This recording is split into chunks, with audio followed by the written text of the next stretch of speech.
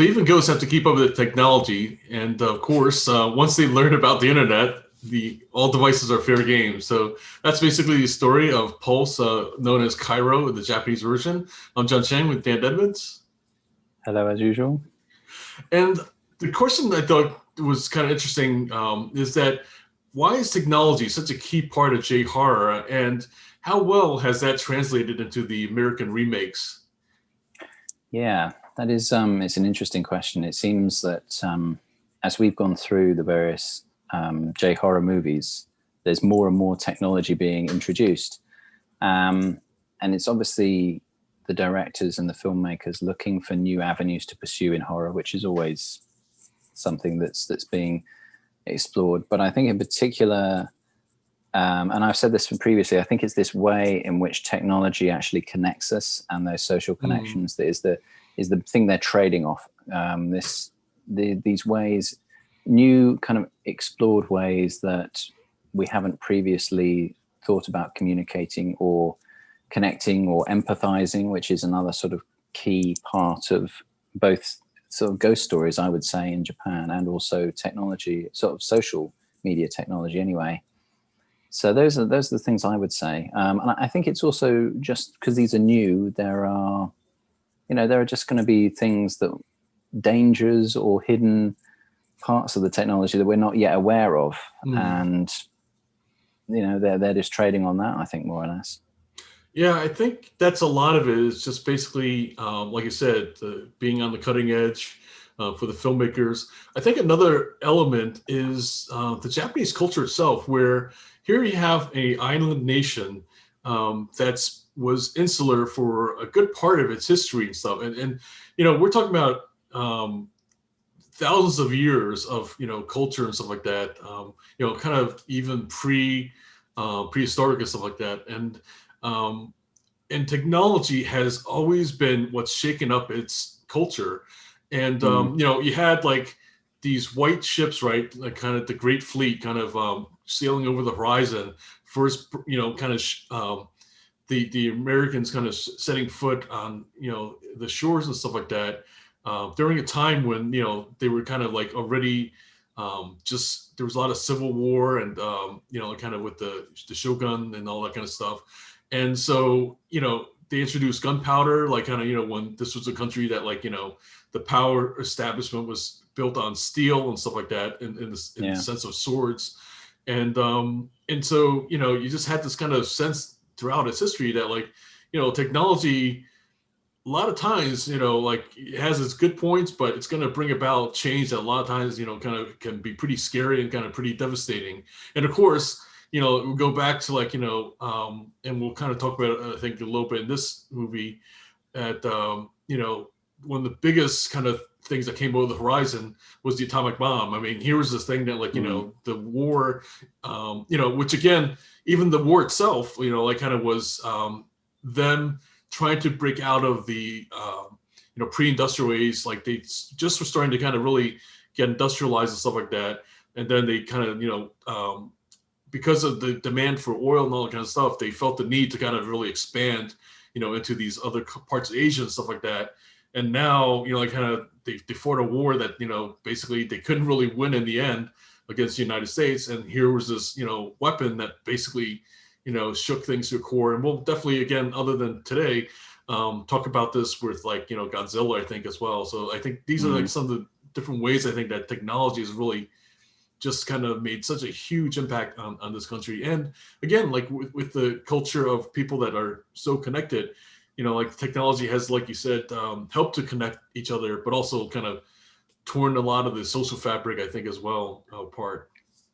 Yeah, it's interesting. I mean, I think would you say that, Japan is a country that has been sort of fairly insular and has had these sort of technological or other forces coming in and disrupting everything in their country? Because I sort of would juxtapose that with somewhere like England, which fairly early on that happened, but has more of a history of going outwards. Obviously with the British Empire and things, we've always been a very kind of outward facing nation in terms of, because we're on an island, the desire is always to go and kind of go somewhere else and try and either invade it or take it over or explore it or whatever. It's it's almost a sort of slightly opposite Right. outlook, I would say. Oh yeah, definitely. I mean, that was actually a key part as well. The story Shogun with by James Clavell really kind of captures that a little bit because it's an Englishman that basically shows up on the shores, and the Portuguese had kind of already basically been a part of the Japanese changes and stuff like that. Through kind of introducing Catholicism, but it was the British that kind of really trying to broker trade with the Japanese and stuff like that, and that kind of really opened its doors and it's changed its ways and stuff like that. And there was a lot of resistance. In fact, that was kind of like one of the struggles you see in that movie and stuff, the series. And really that's the kind of the kind of real struggle that Japan has had. On the one hand, they realize that trade is what allows it to kind of really flourish and stuff, but the other, it's also like kind of brought in other ideas, and it's kind of basically brought about the change and stuff like that like it changed its culture in ways that like they didn't really like in the end and stuff like that as well, or that some liked and others were not so crazy about, especially the people I guess in the power structure and the that like the status quo. Yeah, I mean, of course, Japan had a very rigid tradition and structure to its society, so it's quite easy to disrupt it in a way, because you have everything so well organized that any force that comes in is going to represent some kind of destruction, as we saw in like Seven Samurai, where they had the samurais representing the old one, and then sort of the villages representing the sort of post-war. Yeah, I mean that's actually.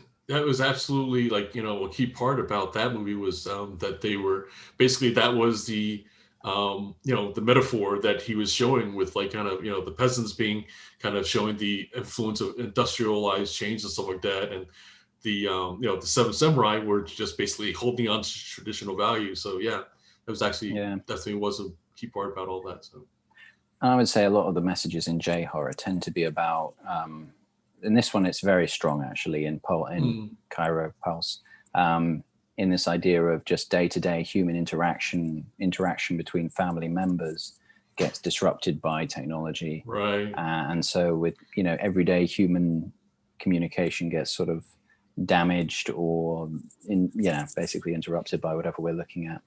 And that is kind of, you also saw that in The Ring as well. I would say to some degree you had a broken family. Yes. The videotape kind of represented that. Grudge, not so much. That was almost like more like a traditional kind of ghost story, I would say. But definitely we're back in that kind of territory with this one. Yeah, so let's kind of dive into it then, of course. Yeah. So we start off with this, kind of right away they subvert expectations, because we kind of figured that they're going to start getting to the phone story, or kind of like getting into technology like we have in the other movies. But they're on the ship. It's like kind of how do we get there? So that's kind of like right away this subverting an expectation in a way. And then we have a cameo with Kōji Yakusho, who we'll see again in Shall We Dance and stuff. That's apparently he's the captain. And so the thing that we just have the sense of that, like, something kind of, brought him to the ship and everything. Because when we see, the main character there, she's basically just, looking off into like kind of, the sea, stuff like that. We don't really know what's going on. So then we start kind of diving into it, that we kind of, we are really kind of brought to like more, I don't know, like a very mundane kind of, here these folks are just at work, and, everything, there's no kind of like eerie music, or, it almost seems like semi-documentary style, or kind of like where it's like just pretty much people seem to be just going about their business. But then we start getting the kind of these hints of like, hey, have you seen such and such? He's been missing for days. So there's little hints that's like, okay, maybe something is going on and stuff. And I think that's the thing that we really get a sense that like, this is like kind of J-horror in the sense that like, there's no like kind of rapid, like kind of, there's no need to kind of right away, start scaring you and or setting up this kind of, mood that like, oh, something's going to happen and stuff.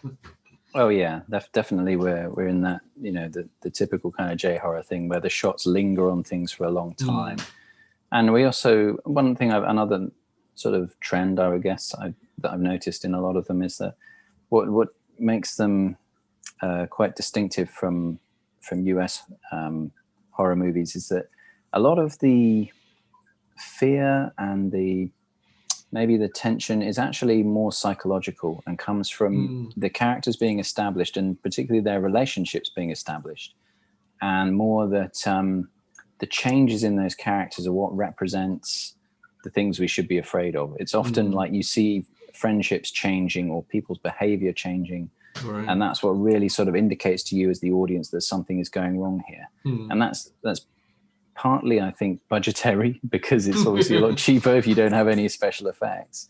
But obviously it makes for better writing, better scenes, because you are concentrating on what it is about these characters that's going where they're going slightly off the rails and going slightly sort of mad.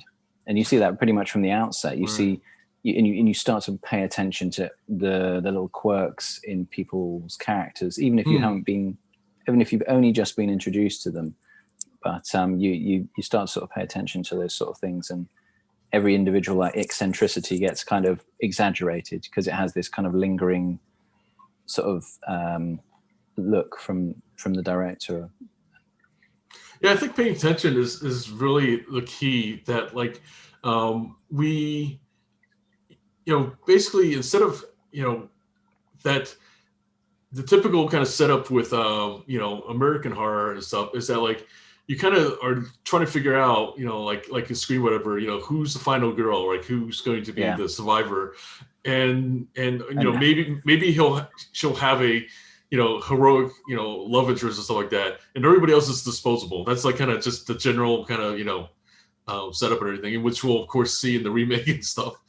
Yeah, you're right. I mean, it's so gamified. It's like, who's going to die, how are they going to die, and when are they going to die? It becomes a guessing game of when they open the fridge. Is it going to be behind the fridge? Is it this? Is it going to be behind that? This is, this, and I would say a lot of the other J horror movies that we watched have just been, it's more, you're watching more a descent into madness more with the characters, or a descent into a situation that they're completely out of control of. I think that's also like another key element is that different times people are questioning their sanity. I mean, that's like something that like, we kind of talked before about how like different times there's catching things at the corner of their eye instead of the American versions where you'll see it like right in front of you and like kind of, and then like it's there and then it's not, versus like, I think just having it off the side, like we talked about, it really makes you question things more, like kind of, did you really see it and stuff? Absolutely. Yeah.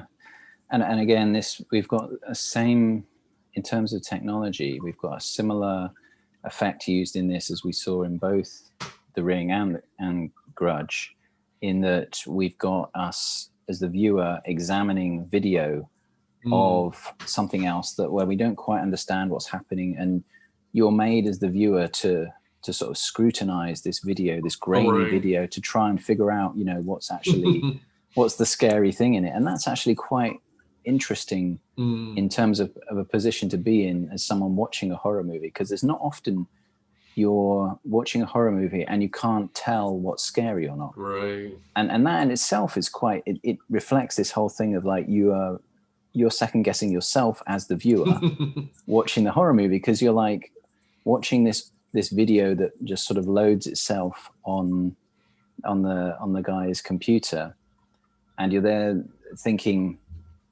is that something I should be scared of? Is that what's going on in this? And you're put in exactly the same position as the person whose computer it is, which is a really clever thing to do, I think, from a fourth wall perspective in movies. Definitely.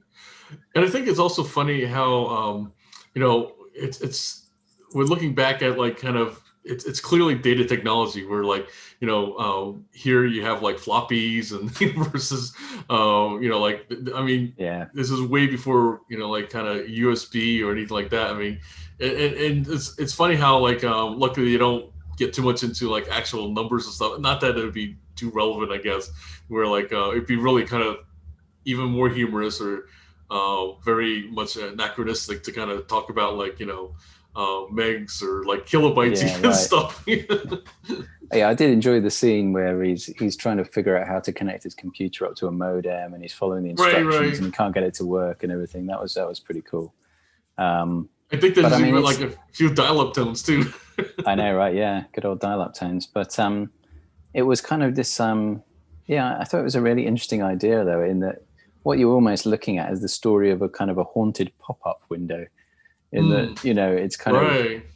he's afraid of this thing kind of just appearing on his screen and doesn't know what's going to be in it. So in some respects, you're trying to figure out what is it that's actually scary about this, or what is it that I'm actually looking at. But it's the same idea of just like your consciousness being interrupted by things that you don't necessarily want to kind of experience. So I think it's kind of that, when pop-ups started appearing, because of course, I can remember that, it was quite weird, just, it was almost like someone Yeah. was controlling your computer without Right, right. your permission or something like this. And Yeah. that's kind of what they've tapped into with this, I think. And it's funny how like the economics student Ryosuke Suki, he like kind of really, he looks like what would be a more typical hacker like later on, like typically now after like Mr. Robot and kind of all these kind of other hacker kind of movies and shows and stuff like that, like he looks the role of Yeah. quote unquote hacker, and yet he's pretty clueless. Like he's the one actually Oh yeah. turning to this girl. Actually, that's also an interesting kind of subversion that like like it's usually, it seems like it's the other way around in a lot of like kind of American movies and stuff like that, where like the hackers like kind of looks like what he looks like, and then it's the girl who's looking to him for help and stuff like that. Oh, can you help me to download this, whatever, stuff like that. Yeah, he's kind of portrayed more as the cool dude who's not particularly nerdy, although he's not particularly cool. He's just not, right. He's just got his really immaculately turned out hair and his kind of various interesting t-shirts and things like this. But yeah, that was quite interesting having her as the sort of the computer expert who was just happy to go around his house to check out his haunted pop-ups. Right. Yeah. Yeah, and I thought it was kind of funny, quite unintentionally. What, I don't know, actually. Like his place is messy, so he has to like apologize or kind of like yeah, that was quite good. And then that was, again, you're right, that had that documentary feeling, like he was just sort of surreptitiously trying to sort of tidy things away so that he kind of doesn't put her off completely. Yeah, and again, like it's subversive in the sense that like usually like him being like kind of the cool dude, right? He would have like his place like kind of looking at least maybe not neat, but at least kind of like like cool, I guess, in some ways. But instead, it's just kind of he's just a slob and stuff, apparently. Yeah. Yeah, no, he's quite a funny character in that respect. But I think as well, he's almost there as a kind of a denial of all technology in a way, in that he represents someone who's not at home with it, who's not particularly interested in it, and doesn't really want to, he just wants to get this thing off his screen. Whereas she's, as a character, has almost retreated into technology as a way of dealing with her own kind of isolation with society, or that's sort of how I interpreted her character. Yeah, because a lot of I would say the themes of the movie are basically spoken through her in her dialogue. I would say there's one of the most interesting lines that she has is this one where she says, they're talking about technology, and she says, fairly soon it will be that people will try and become immortal, and they'll immortalize themselves in machines. Yeah. And that will just be their own way of, they'll be trapped in their own kind of loneliness in these machines, or that's the allure of it. So that was a very interesting kind of observation, because that is exactly what has happened with the internet and social media. Right. It seems that you hear stories of people who are incredibly popular on social media who real lives are incredibly lonely, Yeah, and you know, this is their sort of outlet or their way of, they are kind of somewhat broadcasting and being immortalized through it in a way as well. definitely.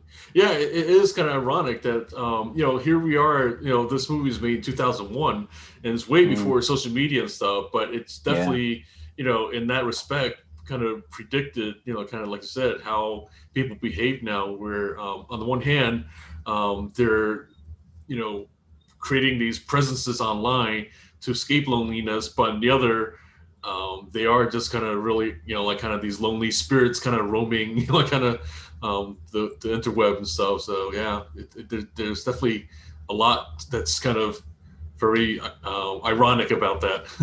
Totally. Yeah. Yeah. And I think as well, there's also a kind of it's a bit of a sort of zombie theory in Hmm. terms of the world they've created, because Mm-hmm. the old-fashioned zombie theory is that, like, or going back to George Romero's, Mm-hmm. um, when hell fills up, Oh that's right. when the dead start rising and start, invading the real world. And this, we've kind of got, when the ghost world fills up, they start coming back through the machines. Sorry, Right. spoiler alert. Um, but if you hadn't guessed already from the any stuff about this movie already, but yeah, so that's this. It's a similar kind of it's kind of an old Mm, theory, really, in terms of crafting your horror movie. definitely. And I think what's kind of strange though is that like that they're here to kind of still also, even though like hell's kind of really filled up, and then now it's kind of get crowded on the internet apparently, but yet they're still trying to take the living with them, and Yeah. here like kind of one by one the people are losing their will to live. Mm, And the way they're going though is like kind of disappearing in this patch, which really like to me the stain on the wall kind of imagery really reminds me of like kind yeah. of like when somebody like apparently dies in the nuclear blast, right? All that's left is a Yes. shadow, and then Yeah. how they evaporate into the ash and stuff like that, like kind of in this movie. I was just like kind of like I was just blown away by that imagery and stuff like that. That that really what it reminded me of.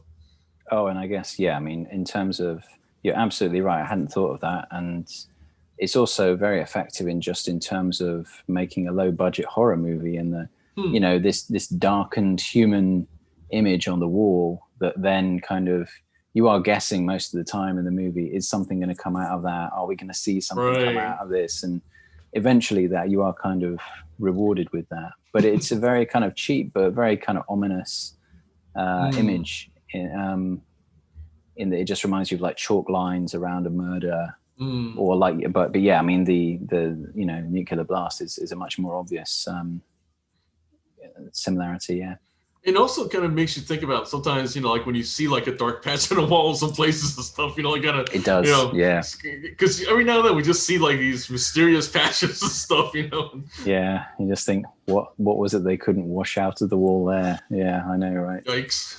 Yeah, stay in some cheap hotels and you'll, you know? yeah, don't take a black light with you. It's yeah. And I think it's also just the other part that kind of fits into kind of the J horror thing for me is that it's a subtle scare. It's like kind of just like kind of Yeah, just it just kind of leaves this kind of lasting impression and stuff. And no pun intended. And it's not like kind of like a jump scare or kind of something in your face and stuff. no, it's more this sort of pervading fear that, but I mean, I would say the most kind of traditional moment is this idea, or almost like a jump scare, Mm-hmm.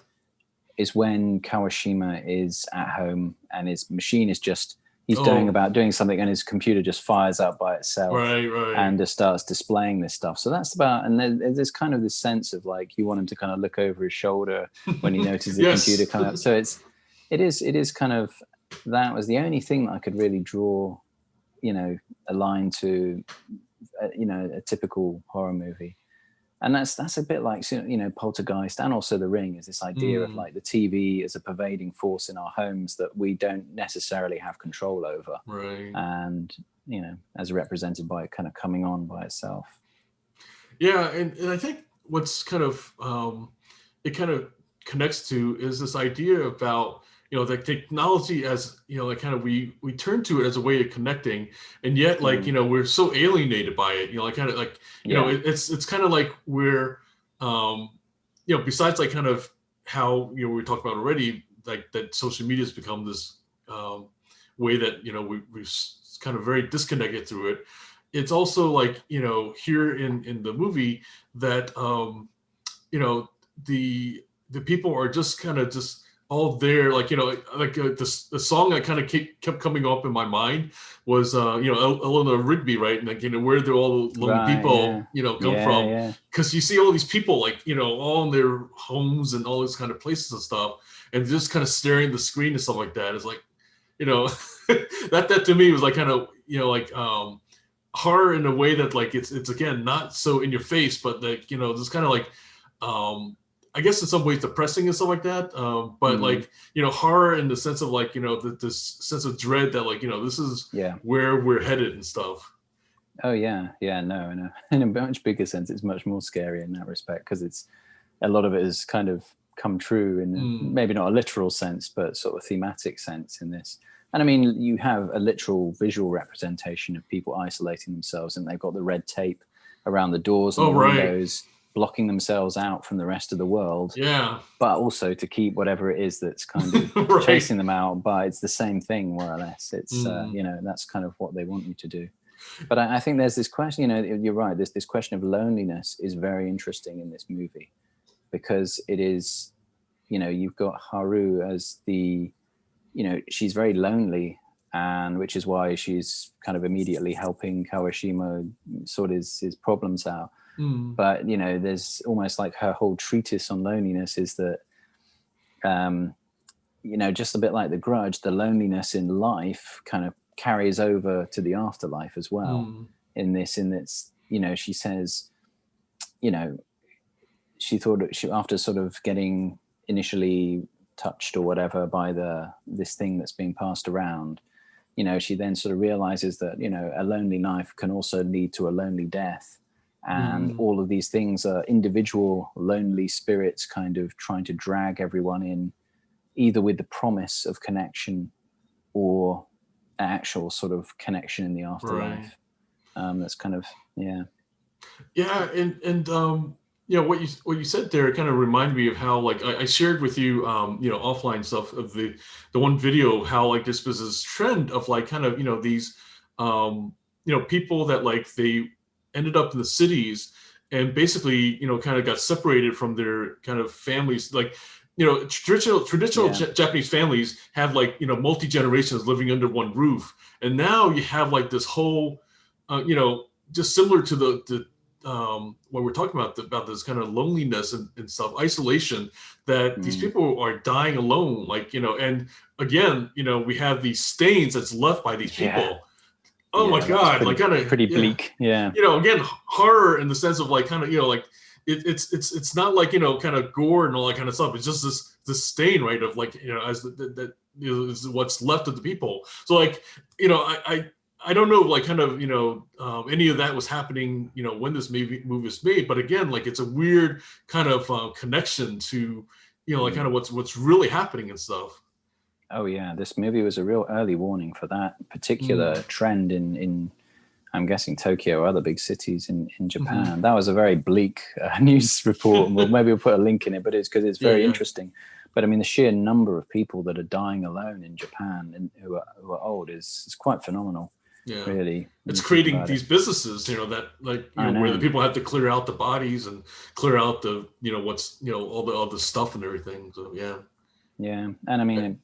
It makes me also wonder, about at the moment with COVID, there's a lot of people, especially elderly, who have died in isolation during this whole thing as well. So it's it's a rather saddening trend of the world, it seems. That one thing I thought was unique though to the fact that like the Japanese approach to this too was as the workers are done clearing and stuff like that, they bring in a priest to do like a blessing or like that. So I thought that was really, like something you probably wouldn't see in a Western, situation and stuff. So I thought that was like kind of, clearly they want, you know, like kind of good karma to kind of, you know, fill up the space like kind of that this person's left and everything. But I thought it was like kind of almost like a recognition that like of, you know, the stuff that like you know, we're talking about it with like it's a movie and it's fictionalized and stuff, but I feel like, you know, that's where maybe like, you know, life and art kind of really blur. Oh, definitely, yeah, no, without a doubt.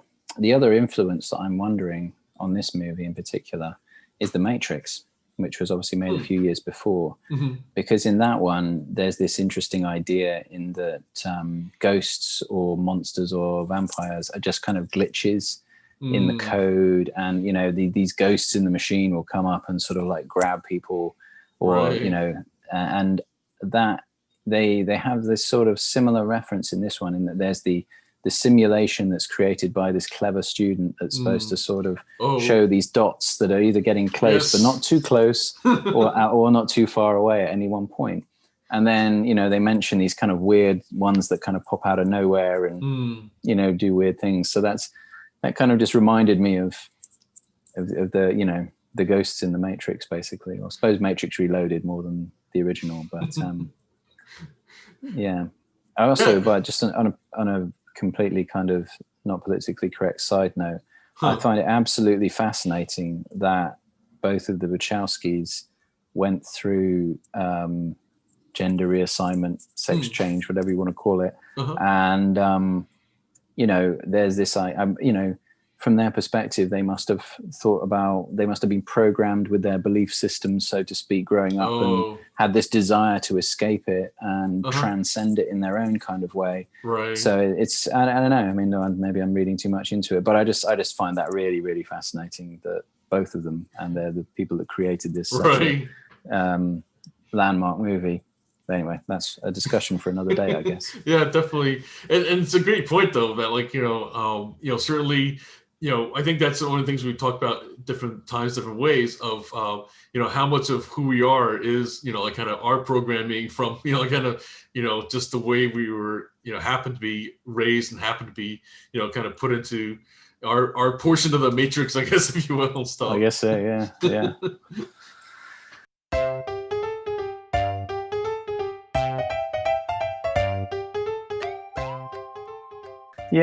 Yeah. So it's it's very interesting in that respect. But I mean, you know, I think for what they did with the budget, you know, it creates, even though it's not many jump scares, and I would say it's not even. I would say this is probably the least scary of the ones we've watched so far. But it is, I think, what's kind of stays with you is this kind of, like you said, you know, the actual kind of life imitating art, and that sort of dread is far worse when you think about it in the long term. I think what's also interesting is rather than having the, you know, like in The Grudge where it was like kind of jumped around in the timeline stuff, here we have like kind of two stories that like almost like independent until like ultimately, you know, these two, you know, who turn out to be kind of, I don't know about main characters, but like in this case, it's a very different version of the final girl, right, and stuff. Absolutely, you know, where she finally meets up, you know, like towards like kind of the third act really is like kind of really where it happens and stuff. It's a lot further along than you know, like typically as we'll see in the remake and stuff like that, they meet like fairly early on and stuff. Well, I think it's this sort of, it's a kind of a representation of how social encounters happen and how social connections are made. In the simulation is this idea that, you know, there's 2 points where two things can get to a certain distance but don't touch, but will, in the absence of other things around them, they will get closer. Right. So in this, you have the two characters of each individual story gradually getting closer and closer, but then obviously don't at the end. Well, also like as other people disappear too, like the other dots. Yeah, you know, like kinda, exactly. That's a great point. But I mean, it is also this.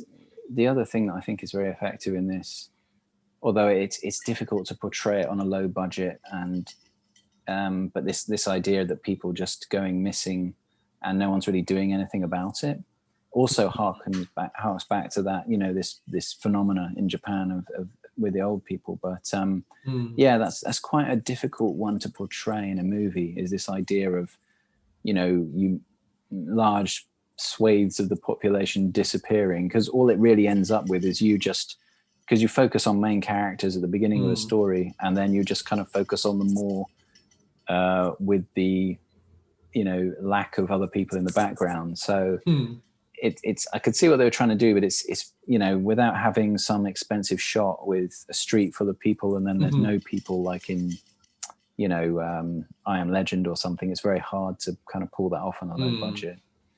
So I don't think they really kind of pulled that off, but it was an interesting idea nonetheless.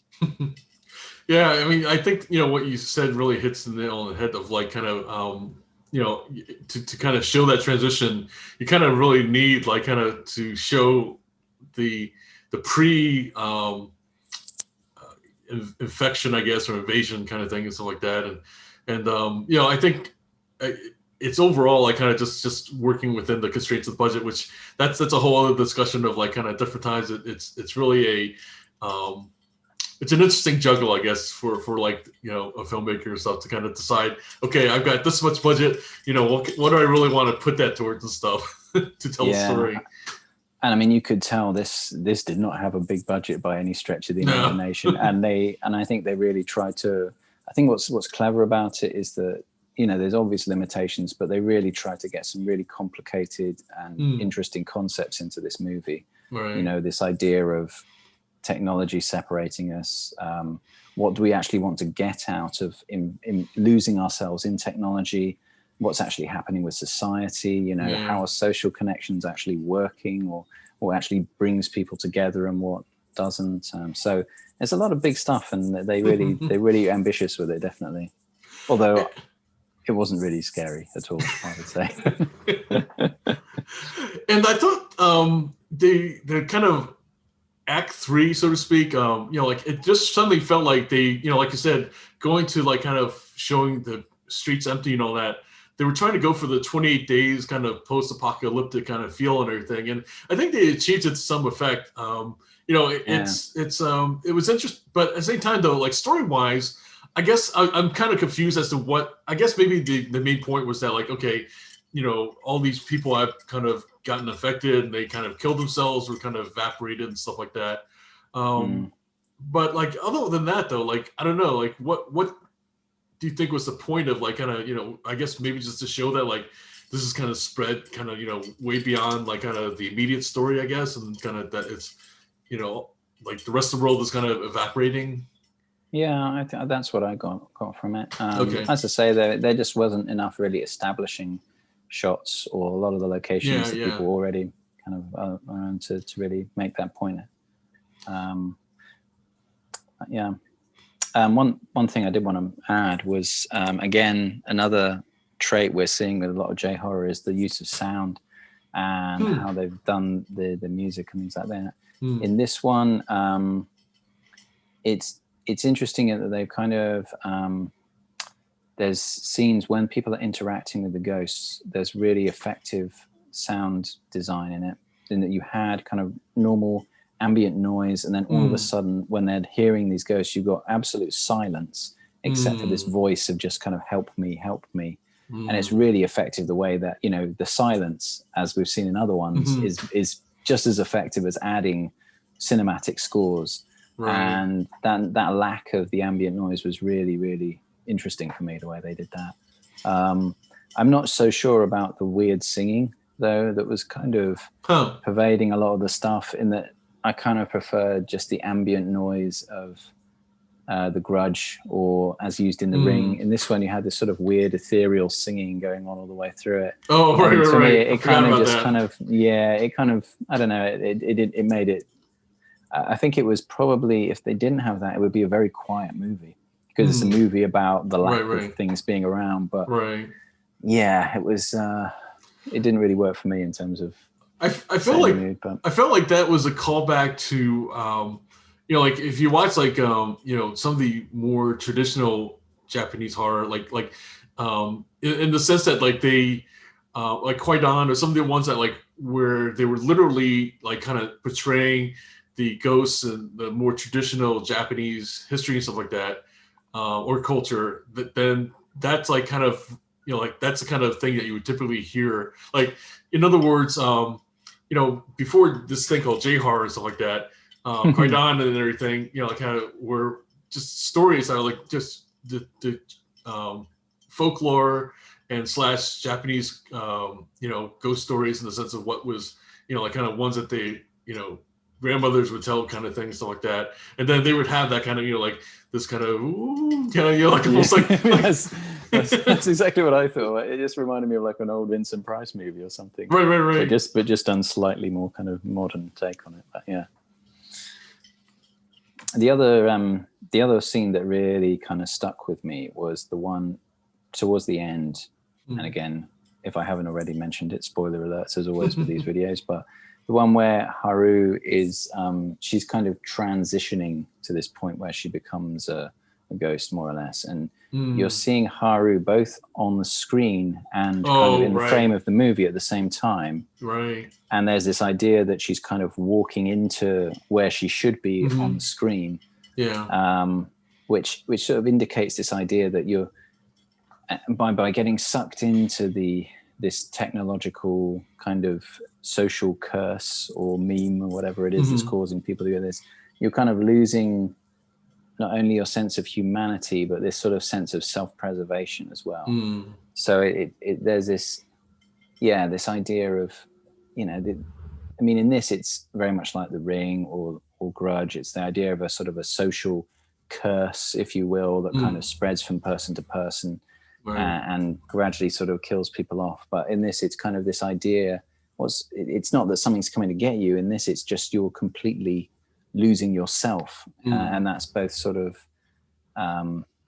in everything that will kind of, your sense of what it means to survive and a Darwinian kind of aspect of your own sort of self-interests kind of go with this curse, so to speak.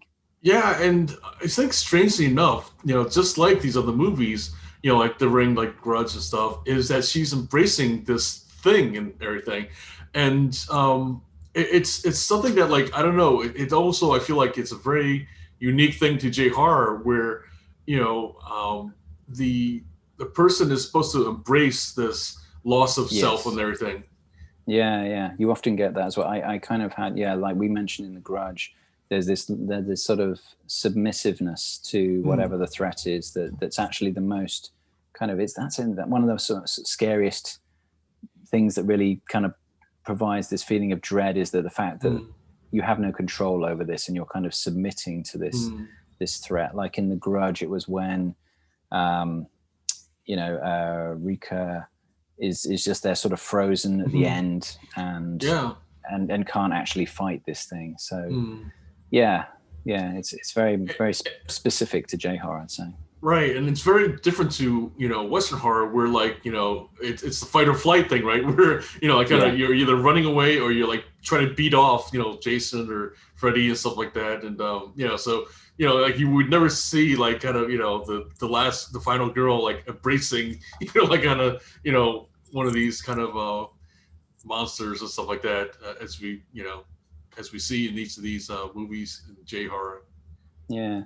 And this whole idea of technology's impact on people is a much more sort of abstract and esoteric kind of take on it compared to Western horror in terms of how technology is interacting with people. Because it's funny, I was talking about this with my friends the other day, but in Superman 3, there's this scene of like the woman assistant to whoever the bad guy is kind of gets, the computer goes mad and it transforms her into this kind of robot, and that was quite a freaky scene. It freaked me out as a kid because it's like she's just having all this stuff bolted onto her and she's being transformed in front of your eyes. It reminded me as well of like that scene in Hellraiser 2 where the doctor gets transformed into like a cenobite, and that's kind of more the Western adaptation of technology. It's like it's literally transforming our bodies, or it's coming, rather than this kind of thing of us submitting to the will of technology, which is what we're sort of seeing in more of the Japanese stuff. So yeah, that's a great point.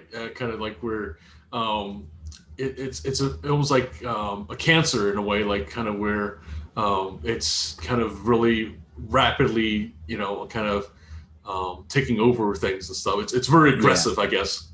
Yeah. It's definitely. Yeah, you're right. It's like something that's invading us and is aggressive, and we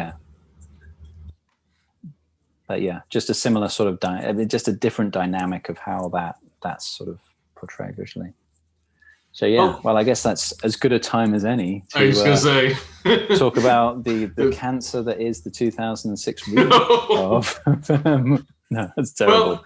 That's really bad by him. Well, I mean, it's funny because once again we have the MTV effect, and yet like here's a movie that's penned by Wes Craven, so you have like kind of pretty high expectations and stuff, but yet like spoiler alert in the sense of that like this movie had like one of the worst. I mean, it's not 0% like we had before, but it's down in the dogs for in terms of Rotten Tomatoes and it's kind of just funny how like it's really panned. I mean, there's a lot of things that are promising with it.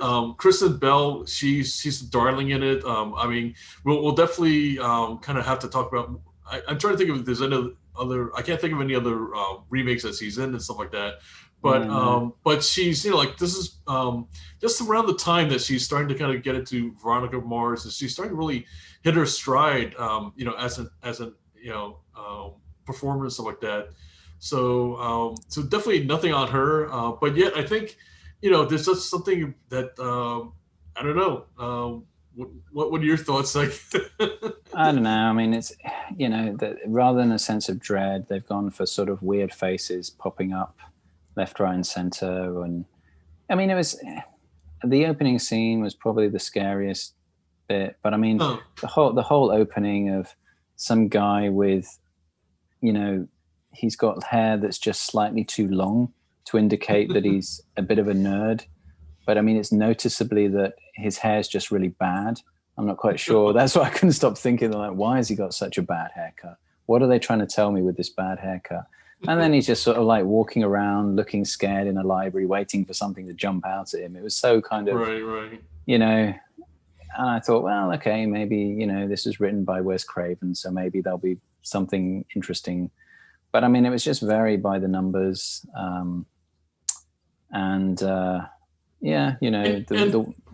think the other strange part is that it still had 2 sequels too. Like, I mean, granted, really? It went straight to DVD, but who's funding this? Like, this almost seems like kind of this Uwe Boll story where like, somebody's kind of using these as tax write-offs or something. Yeah, I mean, this is one of this strange sort of phenomenon with horror movies whereby. Mm-hmm. God knows how low the budget has to go, but I mean, they just seem to keep making them regardless, and they obviously make some money. Who knows? I mean, we're talking like 20 million. Like kind of, and the other ones don't even show the budgets. Like kind of, so it really makes you wonder, like kind of, But this first remake, I mean, 20 million is a healthy budget. I mean, there's. You're hiring quite a bit of cast and crew, like kind of and I think that's what's interesting. Is like on the other hand, like kind of despite like kind of the things about this, there's a lot of production value here. I mean, granted, there's a lot of CGI and all that kind of stuff, but there's also some practical effects and everything. So. I think I stopped kind of like even paying attention to the movie when the ghost of the original guy pops up and says, "I've written a virus that can stop it." And I was like, right, we've just given up. Yeah, so you've written some code that can stop, paranormal ghost invasions over the internet now. And I was like, right, okay, I'm done with this movie. It's like, you've lost all interest for me. I mean, it kind of follows the same things. People lose their will to live. I mean, they definitely did a lot of the callbacks to like kind of the things that really struck out with the original, right? Like, the woman jumping from the tower and, just different other deaths that kind of, yeah. But again, it kind of gets to that thing where, other than the kind of, Kristen Bell's the final girl and even Somerhalder, Lost, he's, like basically, kind of the hot guy, kind of, love interest and stuff. Other than that, everyone's disposable.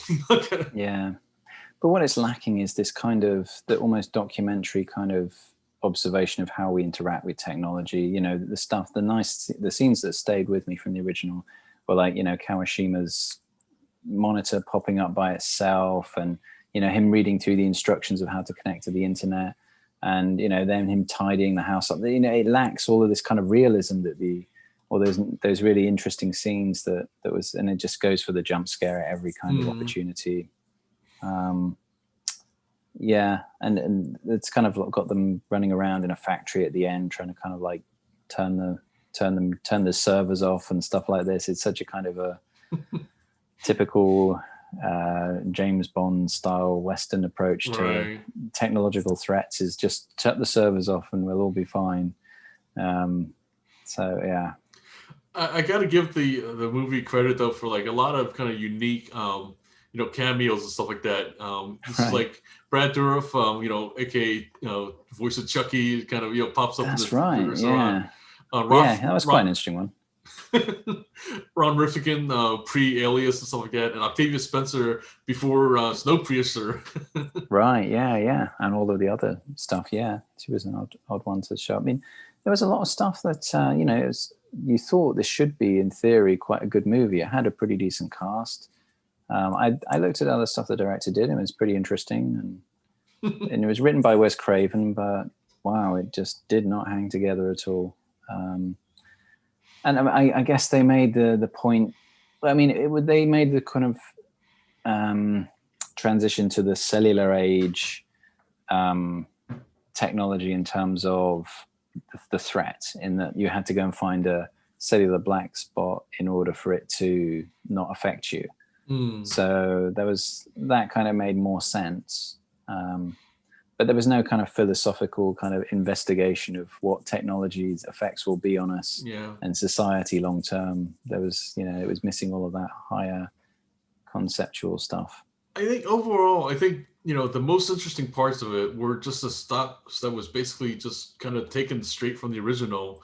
You know, those certain shots and stuff like that. And then other than that, it just, you know, and other than like kind of, you know, having this idea of like kind of going to a, you know, dead zone and stuff like that, it doesn't really have anything else that kind of really makes it stand out.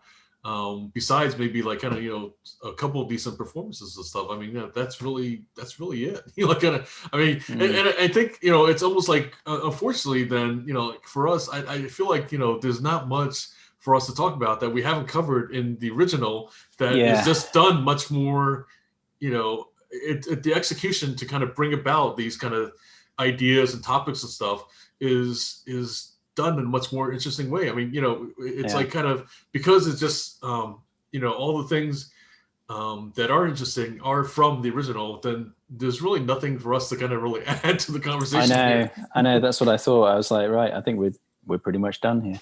But you know, there's no sense of like technology making people lonely, or there's no portrayal of that. Right. People disappear, obviously, in a more kind of obvious and you know, expensive way in the remake, but it doesn't have any weight because you've not really established any meaningful relationships with any of the characters. It seems. So again, it's like, you know, where there's a lot more care taken over the friendships and their meaning to each other in the original. You know, they've made it into, this is like the shortcut I found with a lot of Western remakes of J-horror, is they'll take something that's like a close friendship and they'll replace it with a man-woman relationship in the Western version, because that is like a shortcut to indicate to the viewers that these people are close and you need to kind of care, or they would at least care about each other. Right. But there's none of the kind of interesting day-to-day interactions or the quirkiness that you would find in the friendships of the original Japanese versions to actually make you care about these characters. So yeah, I mean, it's kind of like, it seems like the kind of did throw a few things towards that, you know, like kind of you know, there was like kind of the nerdy guy was trying to hit on, you know, kind of, you know, Kristen Bell's character Maddie and stuff, and we kind of, you know, seemed like that was a very much a superficial attempt to kind of make it where like kind of there's a little bit of like the something more interesting to their friendship besides like kind of the fact that like this is like kind of the nerdy friend who has no kind of chance and stuff like that, but it's kind of like that was it, like kind of like, and then the other one was like kind of Izzy was like kind of the best friend kind of which again unfortunately she was kind of yet another disposable kind of character because all she really did was like kind of like kind of tease her a little bit here and there, and kind of like was showed up like kind of when Kristen Bell needed support and stuff like that, and then just died off. I mean, like kind of that's really like kind of, it was all very superficial efforts to kind of show, like you said, these other relationship as to why like kind of these other people were in their life, or why like kind of we should care even like kind of that they're in the story at all. Yeah, I mean, in the original, you had these sort of Japanese students who were working together as botanists, it seemed, for whatever reason that was. That was, I mean, I guess in a way that was an interesting thing for me, and I'm still thinking about why they were all working with plants. But I guess it's this idea that they're representing people who are interested in nature and technologies, kind of pulling them apart. Perhaps that was maybe a literal, I don't know, representation of that. Yeah. But they're just friends who hang out and they talk about life, and does some of these things make them lonely, and what are you doing today? And it was just so much more realistic. In this one, they're immediately like, oh, he's the nerdy one, she's the hot one, and who they're gonna sleep with him, and he's got a whole stash of porn that he's illegally downloaded because he's the tech guy, and and they're in a relationship, but he doesn't want to commit, and it's all just, oh god, it's just like, why can't people just have normal lives? And they have to go to the obligatory kind of what's called nightclub, right, and stuff. Yeah, I mean, it's just like, yeah. So it's just, I mean, all it just seems like all American students must be either sleeping with each other, right. going out, constantly. It's like, if you're not doing that's what I thought, like kind of going to like university in America, but then I come to find out, hell, I had to really study for this. And I had to like actually make it to my class and to get decent enough grades to keep my scholarship. Oh crap. This is what they showed in the movies, damn it. I know, right? 50% of it should be sleeping with as many people as possible and downloading illegal porn and things like this. So yeah, it was just kind of, they tried to, I mean, that's the kind of thing they've been trading on with slasher movies for a long time during the 80s anyway. It's this kind of it's kind of a rehashing of that. But it felt very out of place for the subject matter, which is really about kind of, as we've gone over many times, just technology and how it's pulling people away from each other. Yeah. So I mean, it to me, one of the things that like it really kind of missed was the opportunity to kind of comment, to have their comment on loneliness, kind of and to me, like they kind of almost tried to again attempt to stab at it with like kind of the psychiatrist, but then they get into this kind of like spiel with her. Like they spent several minutes with Maddie in the psychiatrist's office or like that. But yeah, like I mean that's like kind of again, like rather than trying to do the things that were done in the original with their take on it, they just basically tried to replace it with these superficial things, and then exposition, like kind of that's like kind of the ways to kind of try to make up for that. Yeah, I mean, I think that's what's interesting about the Japanese version, is that you have characters talking about potential futures of what this can do to us as society and as individuals. Yeah. It's like this idea of if I'm lonely in my life, will I be lonely in the afterlife? Will I die alone? What's the effect of people's interconnections? In this, it's like, okay, we need to do some of that. Let's sit down with a psychiatrist and she'll tell us everything. Oh, you're lonely because of X, Y, and Z, and this is because of X, Y, and Z. There we go. That scene's done. Let's do it to the next jump scare. There was nothing where you're actually pondering any of these sort of bigger questions. Yeah. We're just kind of crowbarred in. But I think what's weird is that it was almost like they kind of tried to crowbar in jump scares, crowbar in the whole kind of teen college thing, and a bit of stuff to make you think about. But God, just a mess, really. Everything just felt, it just all felt very kind of like about 5 different movies in different chunks that were separated by not much in between, really. Not much really seemed to happen in between. But yeah. And I think another kind of thing that like seems to be we've seen it a few times now where the saturation thing, like kind of where it just right away kind of smacks of like kind of like, okay, this is in Western horror what you must do to kind of make it seem like a horror, like like versus like the kind of very sunlit kind of bright way that like kind of things like when you're walking out and about in the original, right, and stuff, it almost looked like, again, just something like out of documentary and stuff like that, whereas here, like the pervasive mood is like kind of this like even if you're sitting on a bus riding, we've got to have this kind of saturated palette, right, so then to make you feel like, oh, any second you might see something when you look in the mirror and, oh, there it is. Kind of, yeah.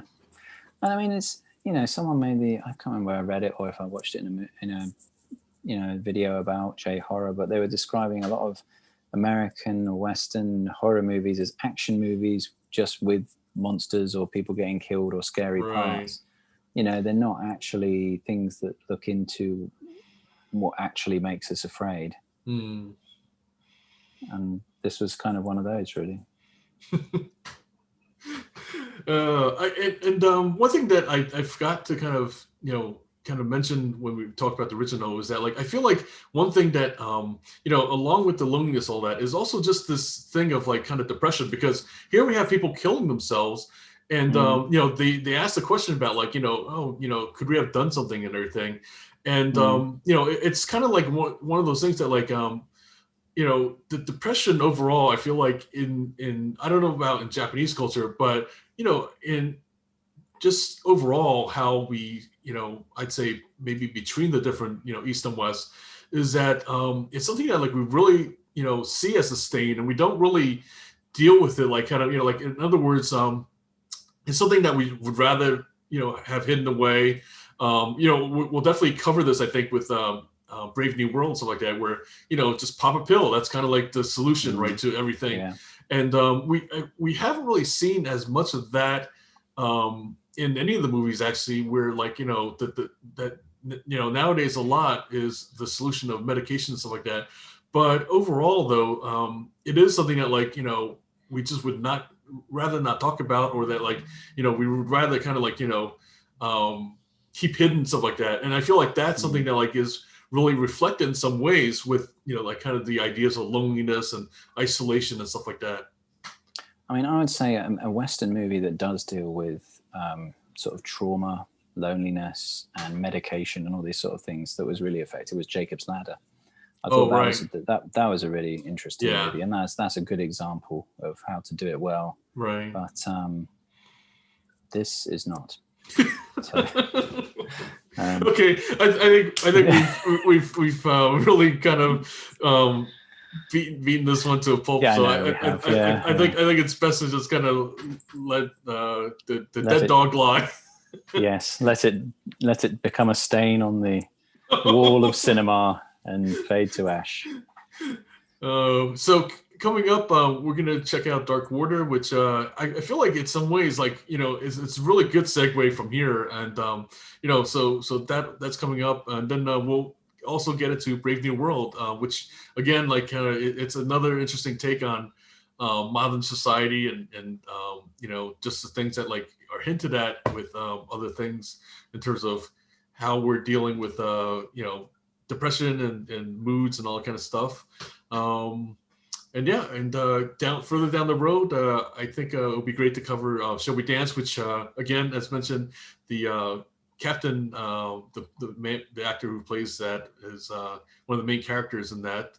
And it'll be a fun kind of a lighter look at Japanese cinema.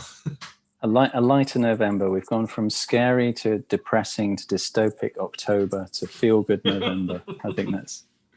And I think that'll be kind of a good way to get into the holiday spirits, which will, kind of like last year, we try to cover things that's more of a holiday theme. And I think The Bishop's Wife is one of the ones I think we'll look at. And yeah, so once again, I'm John Chang with Dan Edmonds, and we'll look forward to seeing you at the movies.